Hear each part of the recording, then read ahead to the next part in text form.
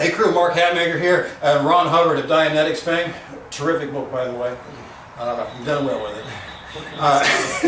On ESP-RAW 199, tons of subs in there. We're doing lots of subs, doing the submission ladder on the front headlock off to the proper way for the ankle pick. One of the ones we do, and it's a sub we've been doing for some time, which is the Cradle-Crunch. And I haven't shown it for the public clip before because it was keeping this technology for the crew. But since we've been doing it for a few years now, and all you raw crews say how successful it's been for you, let's go ahead and open it up a little bit and say, wink, here's how it's done. I'm not going to show you how we do our particular version of the front snap off of the front headlock, or even the proper angle on the ankle pick, because we know it's the angle that will ruin the hip and ruin the knee. We're going to artificially put Ron in position. Then we're going to talk about and give away the candy on the Cradle-Crunch. So Ron, I think I have you land on your left side, please. There you go. So let's say we have hit the mat. And they go, well, how did they get there? Well, that's what by it. We'll find out. So once we're here, we realize I can't keep a cradle here with by dint of my huge, strong arms only, because Ron's going to burst his legs. You go ahead and burst hard. Yeah, it's no good. Let's do it. One at a time. Boom. He just burst me away. So as soon as we hit the mat, I overlay. It doesn't matter. I'm not going to try and reach and grab with a foot. You just throw a leg over and go. Because if you just think about gathering and pulling in, you've got an overlay. Once I have this overlay position, I've got a cradle, right? I don't want to roll him up into his back and gain back points because, you know, that's not the game we're playing, right? We want to hurt somebody, we want to break stuff. So we're going to keep him on his side.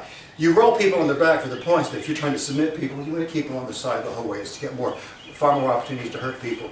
Once we get him pulled over onto his side, that overlay position, we're going to walk his knee as close to his kisser as we can get.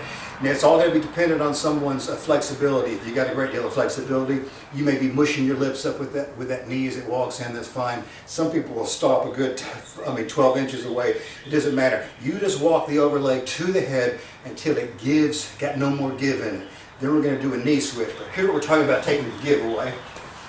So I've got my overlay. I start walking it towards his head. I'm not using my arm to pull his head to his knee. We go the other direction. That feels about what the market is for Ron's flexibility now. I take the free leg. I've got the inside of my overlay knee against his knee.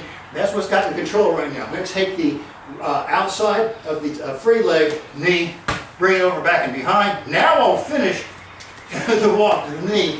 And there was the tap on the entire thing. You get out of here, brother. You're good. I'm going to use an invisible Ron to see what I'm talking about. When we had him in here, I got the overlay with the left leg.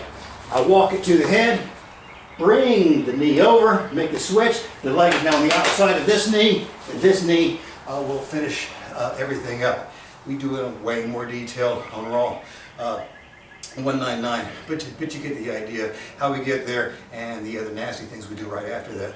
You got to pony up and see the rest of it.